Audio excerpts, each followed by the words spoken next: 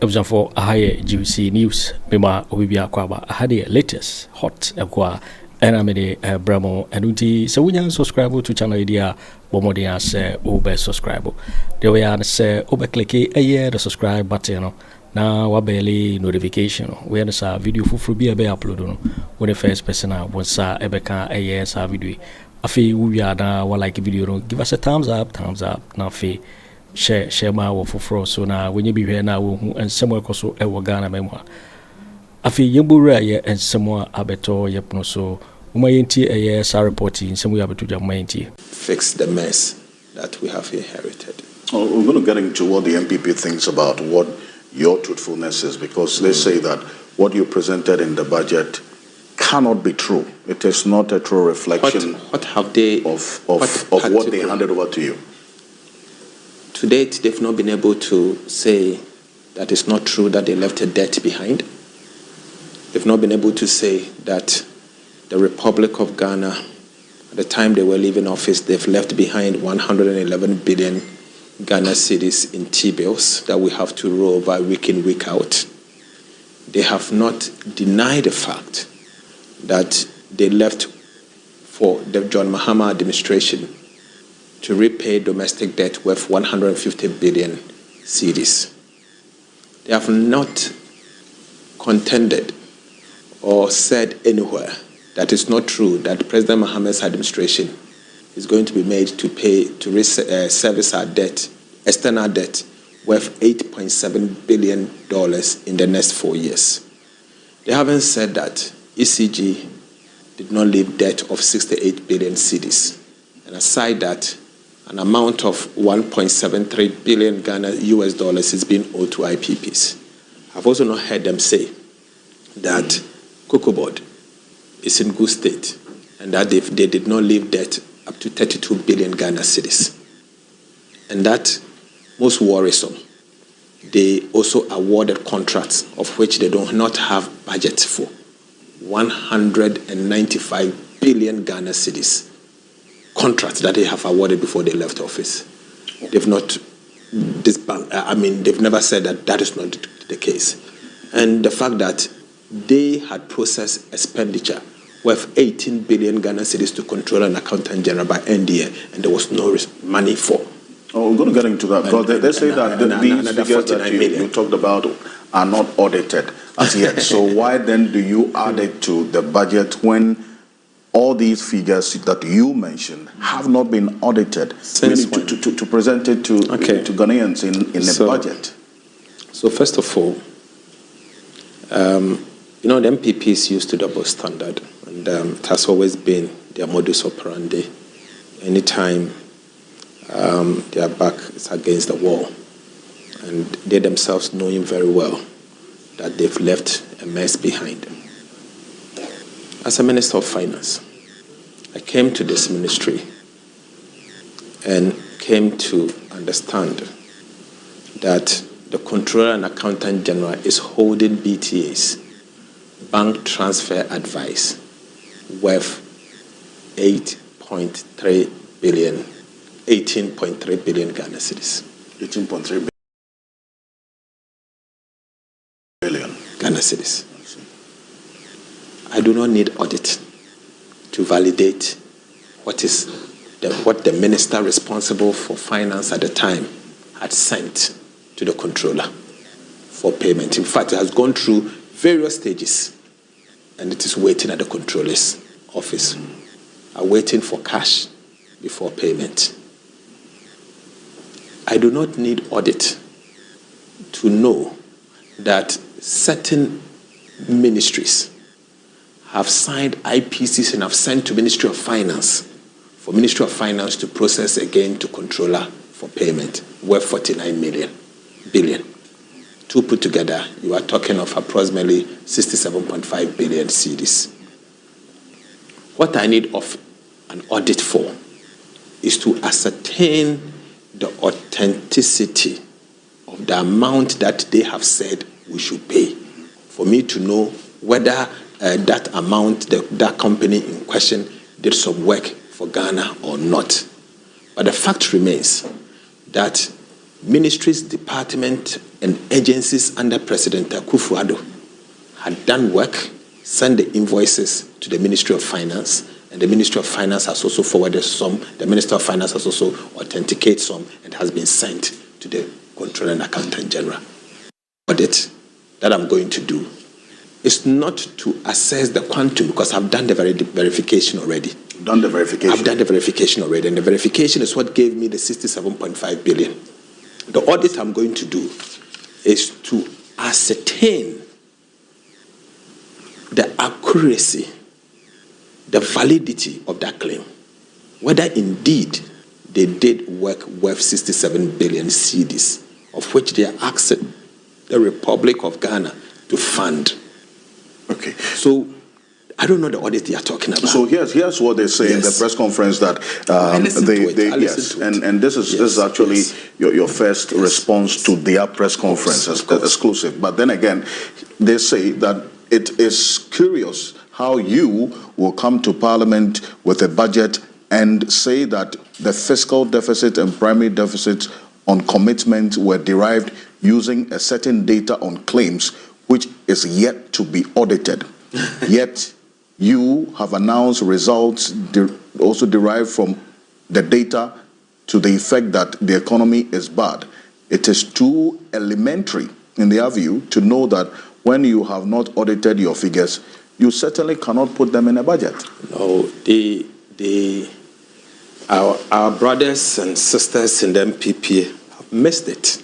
What did they miss? You see, they've missed it in the sense that they know the mess that they have caused and the damage the MPP, led by President Akufo Addo and his finance minister, the damage they've done to the Republic of Ghana.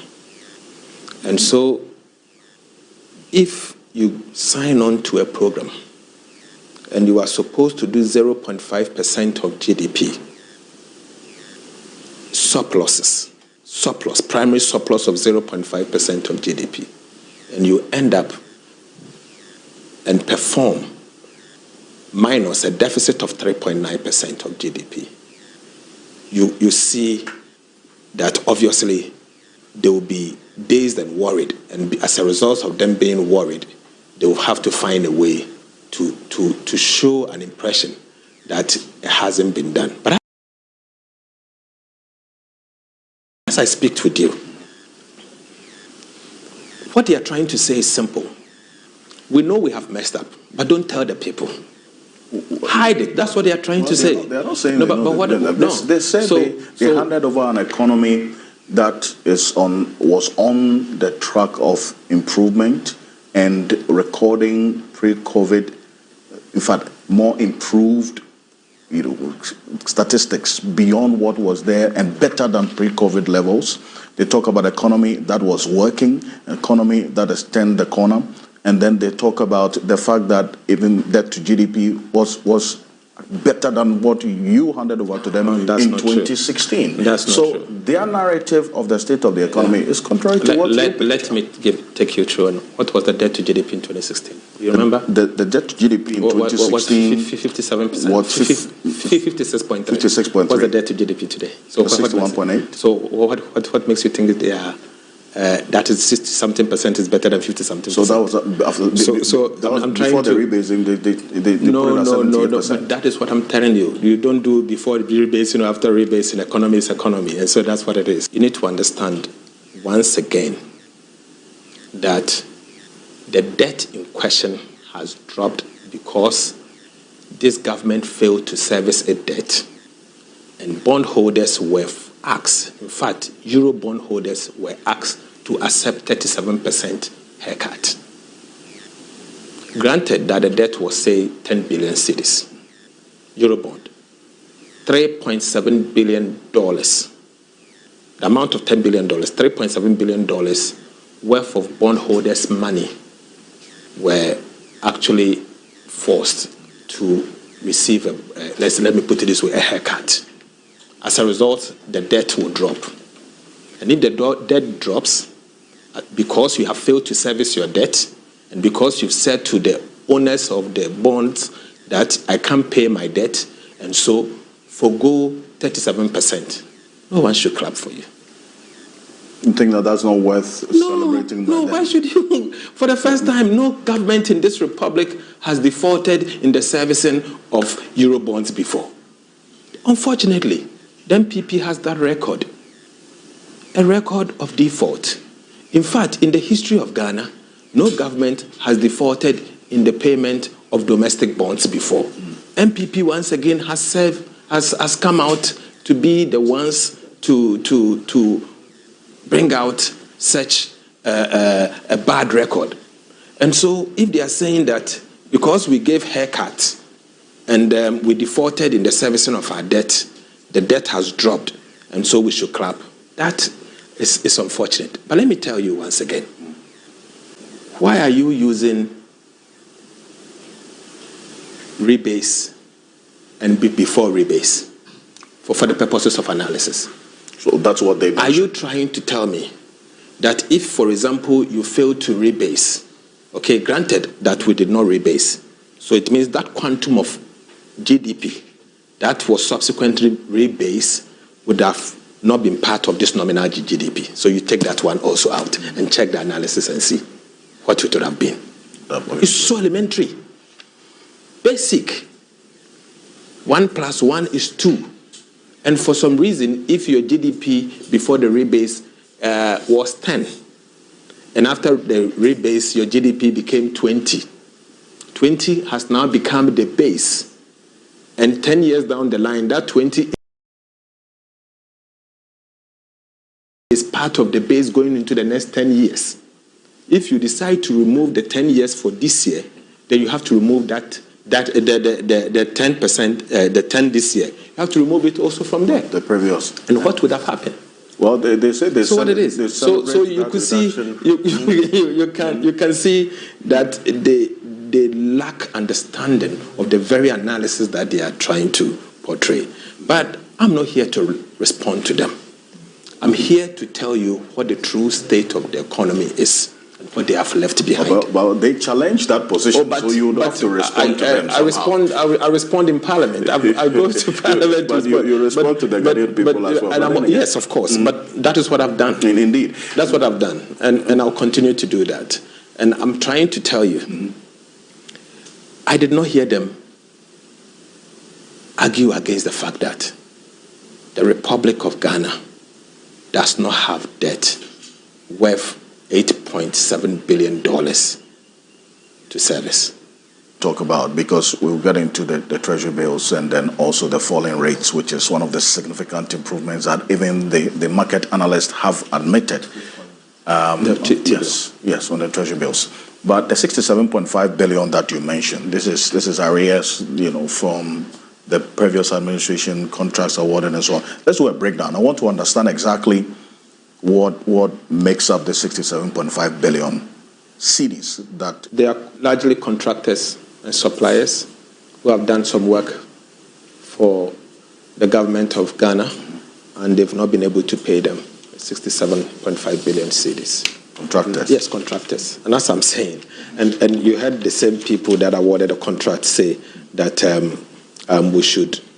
why are we saying that they are dead? We should audit before. But they had process for payment. It's a road fund, 21 billion. No, that is different from road fund. It's also different from road fund. No, it's a standalone. Road fund has 5.75 billion cedis. The IPPs as well? IPPs $1.73 billion. Then ECG has 68 billion cedis. And Cocoa bought 32 billion cedis in arrest. These are different from the 67.5 billion cedis. Why? Of all the matters that should capture our interest in this, but that is not what Dr. Dompreh is saying. I mean, why should the finance minister come and apologize for removing the tax? And he spent considerable time on that matter. I was completely astonished as to why he thought it was such an important matter. When we were campaigning, everybody knew exactly what we meant when he said we were going to remove the 10% tax on betting winnings. That's what the finance minister did. Dr. Amin Nanta misspoke, but I don't think that was a substantive matter. There are bigger issues in this budget. And with the greatest respect to him, I think we should veer into those matters that matter. Again, I've been completely shocked by his attempt to make excuses for the MPP and create the impression that the economy that we inherited is one to write home about. And he dwells on debt to GDP ratio. I don't know whether he's taking a look at the numbers. Look, this is a government that itself went into an IMF program and made specific commitments to meet some targets in order that confidence is restored to this economy. A day before the budget, the Statistical Service reveals that there's been a nominal expansion in our GDP. Even that stems from some of the happenings, the rate of inflation, the level of depreciation and all that. And he is an economist. He knows that GDP is nothing more than an aggregation of all economic activity, which you put a monetary value on. And therefore, when inflation soars, your prices increase. You are going to have that kind of nominal effect. It doesn't mean that in real terms, you've achieved any substantial growth.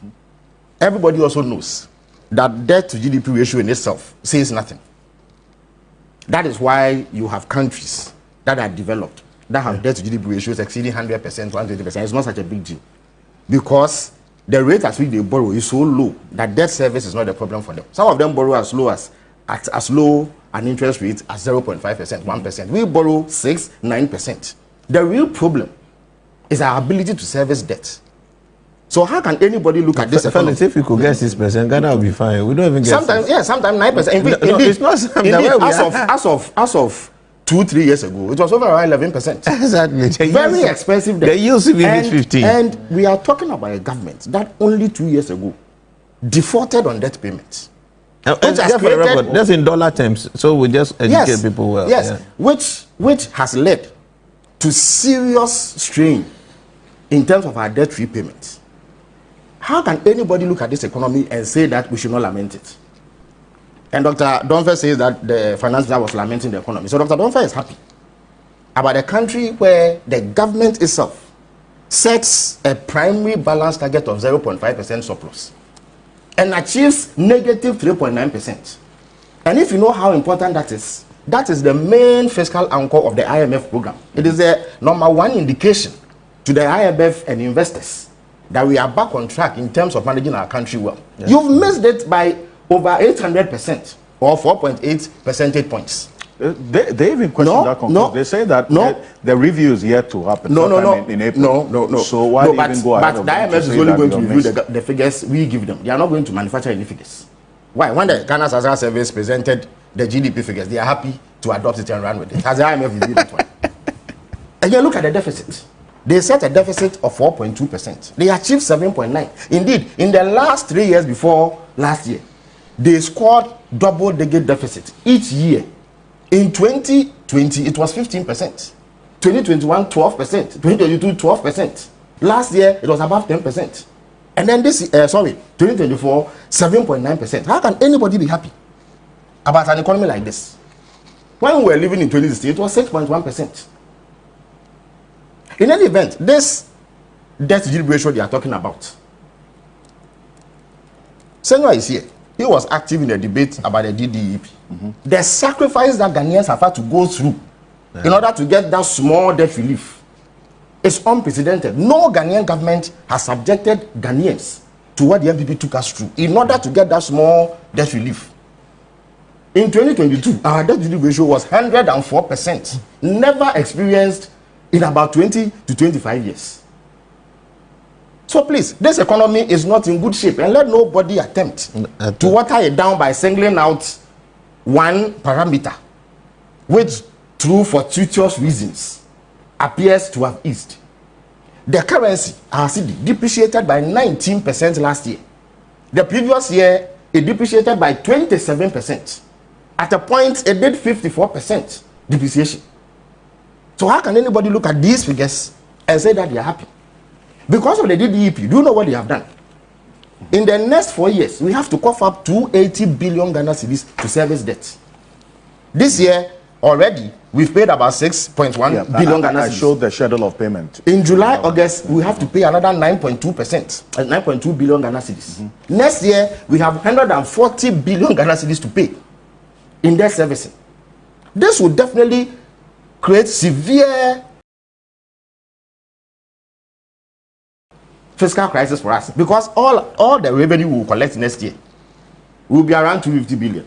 If you are coughing up 140 billion of it to pay service debt alone, how can any economist look at this and say that our economy is in good shape and that the finance minister should not lament? So the finance minister should go to parliament and give a bouquet of flowers to the previous managers of the economy for this economy that we are talking about. Created very serious problems for bondholders. 1.3 million of them had to endure sacrifice, including pensioners. Do you know how much was involved in the DDP? 240 billion Ghana cedis. So this is the schedule that you talk about. 240 billion Ghana cedis. Yes. Service obligation. So in cedi terms, for domestic debt service, we have to pay 150.3 billion over the next 4 years. In dollar terms, we have to pay 52 billion. Put the two together and see the kind of hole it will create in our finances. So how can anybody look at this picture and say that there was lamentation? In any event, don't you compare like for like? How do you compare a rebased economy to one that has not been rebased? The debt to GDP ratio for 2016 was 55.6%. That is what that indeed, if we were using the non-rebased figures for debt to GDP ratio, we would be around 120%. So there's no basis for that comparison. We didn't know what it was before we left power. By 2018, we knew. Yeah. In fact, the whole idea of rebasing is that there are aspects of the economy that you've not factored into your calculation. That's why it is done. And the IMF says we should do it, is it 5 or 10 years intervals? 10 years, yeah. 10 years intervals. 10 years. So I don't know what Dr. Dompreh is talking about. Look, let us not pat the MPP managers of the economy on their back. They did terrible damage to this economy. And it was because of imprudent mismanagement of the economy, the deliberate waste of money on consumption expenditure in a manner that undermined our finances. That, look, all the problems we faced stemmed from 2020, the 2020 election, and they disagree with you. They handed over an economy that is working. No, my brother, I beg you. This one, I beg you. Please, I beg you. You are waking my team up. This one, I want to be okay. Stop. No. You see, the economy is not like your dress. You see, the economy is not like your dress. We are all living in Ghana. We are not in space. When you say an economy is doing well, you look at some parameters. Why? How can you have inflation hovering above 20% and say the economy is doing well? How can your currency have depreciated by the extent that it did last year and then you insist that the economy is doing well? If your economy is doing well, why did you take 240 billion Ghana cedis from bondholders? If they didn't do that, this economy would have collapsed. So the economy is not doing well. And the finance minister gave figures which they have not challenged. Look at the level of indebtedness of state institutions. Look at the arrears. As of now, 67 billion Ghana cedis is what has been verified. ECG alone, they have 68 billion Ghana cedis sitting on their debt, on their books. Cocoa board, 32 billion. How can you have a situation like that? And you know what that means? If Cocoa board is unable to pay, we have to foot the bill as taxpayers. Same for ECG and all the others. Why? To the extent that now, every ton of cocoa that is produced this year, farmers are going to lose $4,000 because of the mismanagement that has gone on at Cocoa Board and the effects that it has had. Look at our state enterprises, all of them in huge debt. So that's what will be on the screen. And somebody says that this economy is okay and the finance minister went to lament. When they're telling the story about the true state of the economy become lamentation. Why? When President Akufo Addo took over, did they not lament the debt they came to meet? So why should the finance minister praise the MPP for this level of mismanagement? And Dr. Dompreh would agree that we are in this situation because of fiscal recklessness. I was going to make the point that all the problems we are facing stem from over expenditure in 2020. And the way you see it is to look at the difference between your revenue and expenditure for any year. When we finished the election, it was 15% of GDP. And that is where the alarm bell started ringing. That is where the alarm bell. Look, in a space of 2 years, the Bank of Ghana itself said investors spirited away over $6 billion from this economy because they didn't have confidence in us. That is how come our economy began to tank. Our currency began to depreciate so steeply that they had to run to the IMF. Was it not the same party that was demonizing IMF programs and said that going to the IMF meant that you were incompetent? Are we not under an IMF program? And we went to the IMF program in far worse condition than we did at any time in our history. perhaps except the early 80s. So let nobody attempt to sanitize what is a terrible situation. The second point also is that this budget shows that we are a government that is going to ensure fiscal discipline. If you look at the budget, the finance minister has made substantial cuts to public expenditure. Well, that's almost 10 billion. Especially, the previous budget. especially in the area of goods and services and capital expenditure, because that is where you have some discretion. Sometimes compensation, things are a bit rigid there. In fact, capital if you look slightly higher. If you look at our financial laws, you know the finance minister is given power to via some of the funds. In other words, he can move funds from one place to the other. Yes. But you are not allowed to touch compensation. It is fixed, rigid. But where capital No, you can, sometimes you can even cut back you can via capital, but within another capital expenditure. But salaries across, you can't touch salaries. Yeah. It is so fixed. Earmark funds. You understand? Earmark funds. Sometimes even earmark funds they touch it. Why? NHIL, what have you? Sometimes it doesn't go. Exactly, they cap it. You understand me? So the finance minister has introduced policies that ensure fiscal discipline, where often government tends to abuse this discretion. It's goods and services where there's some discretion. You can choose to spend or not to spend. And often when you look at that part of the budget, governments often tend to exceed it. The finance minister has held things tight and indicated that he is not going to allow a situation where people award contracts left, right, and center. Look at the situation in the road sector. They have committed us to contracts amounting to 105 billion Ghana cedis. As we sit here, all of us know that the government of Ghana is not going to find 105 billion Ghana cedis to honor those commitments if they ever fall due. So what are you going to do?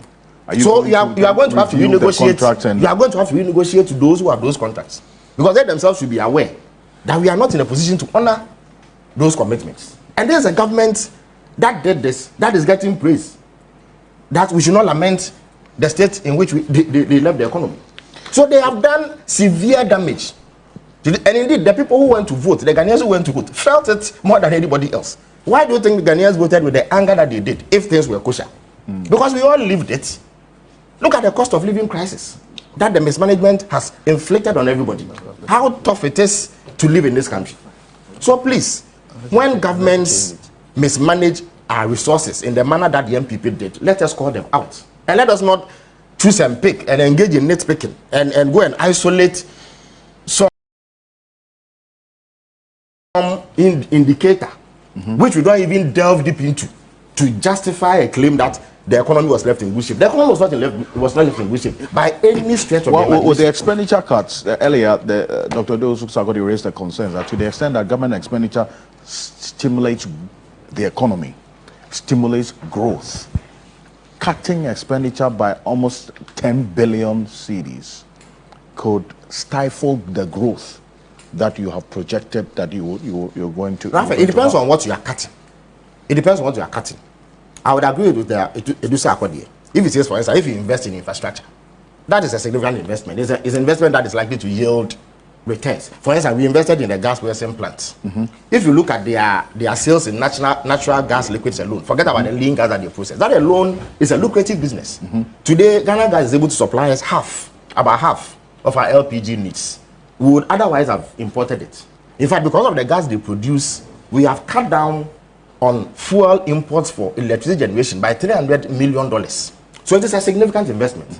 If you do a major route, say between Accra and Kumasi, it facilitates movement. If you build airports, people are able to move to and fro much more quickly than they did before. So it will spur economic growth. But if you spend on consumption in a way that doesn't yield any significant dividends, you cannot say that it should not be cut. Let me give you an example. Do you know that ECG, as I speak, they have about 3,000 containers sitting at the Tema port. They have bought items that they will not require in the next 10 years, some of which will expire in 5 years. And because of that, they are attracting the demurrage of 1.5 billion Ghana cedis annually. 1.5 billion cedis Ghana cedis annually. That is expenditure. Demurrage. That is expenditure. But is it useful expenditure? How do you go and import items to the tune of 3,000 containers? Why you don't need them? For 10 years, they won't require those items. And the HAPTEL contract. That is waste, flagrant waste of public resources. That is not how you stimulate. Indeed, these items are imported. How has it helped the Ghanaian economy? If local manufacturers were doing the transformers and wires and the things that you needed, and you spent on it, perhaps you can talk about stimulating economic growth. But if you've gone to import items from China, how has the Ghanaian economy benefited? So please, let us not attempt to justify the wrongs of the MPP. The truth, and everybody would agree, that at least under the Fourth Republic, the economy between 2020 and 2024 has been the worst. All the indicators show it. And let nobody attempt to put a dampener on this. It's a result of COVID-19. Please, Russia, please, that is a hackneyed excuse that nobody accepts anymore. Why? COVID. Is Ghana the only country that COVID hit? Indeed, just after COVID, or in the heat of COVID, an analysis was made of the economies in sub-Saharan Africa. Ghana's economy was the worst. All our neighbors, all our neighbors did far better than we did. Even the deficits show it. If you have COVID, it is not a license to go and spend recklessly. Government's duty then was only to protect you and I by making investments in health such that the disease doesn't spread. Beyond that, you don't do things that you can't sustain. The truth is that there was an election. And that is why when you check Cote d'Ivoire's finances, you see that they don't have the deficit we had. The difference between them and us is that we had an election, they didn't. If we had stuck to just protecting people through expenditure in healthcare so that the disease does not spread, we won't incur the deficit we did. They went beyond that in a bid to win election. In fact, I would even have thought that they had learned lessons from the 2020 episode. If you look at the budget, you see that in 2024 they repeated it. That's how come we have the primary balance exceeding the target by 800%. And the deficit doubling. They programmed 4.2 in the budget. They've done 7.9%. That is huge. Overall balance. That overall balance. Yeah. I don't know what a primary deficit, primary balance is. It just looks at the difference between your revenue and expenditure. Yes. And then it takes out interest payments, which is statutory. Then it expresses it as a percentage of your GDP. The desirable outcome is a positive balance, which you call a surplus. But they have gone negative 3.9%. That is not a good story. And in fact, there's a reason why the IMF is focusing on this, because that's actually what shows whether you are being prudent or not. Look, before investors engage you, and Senor knows this, they look at how you are managing the finances. In other words, if they lend you money, the way you are managing your finances, are you able to pay back? And this is what they look at. They may ignore your debt to GDP ratio to the extent that you are able to service the debts, depending on the rates at which you borrow. But if they see that your primary balance, your deficits keep rising, they are not going to do business with you. And we suffered that right after the 2020 election. So please, this economy is not in good shape. It is verifiable on the face of the facts. Even in our lives, we all have noticed it. So let us credit the people of Ghana with a bit of respect and intelligence, and not tell them things that are not true. You waiting for waiting, and someone about beto yepuno so Mikau says so when you subscribe to channel idea bomodi say over subscribe now I like video to give us a thumbs up nafi share ma wo fufro so na we be here now and somewhere koso ewo Ghana memo also wait me atchere wadwen afa ye some we nyira ho ewo comment box ni mu mobeti nkabio in my next video. Thanks for watching. Like and share the video. You can also drop your comment. Please don't forget to subscribe. Click on the bell to turn on the notification.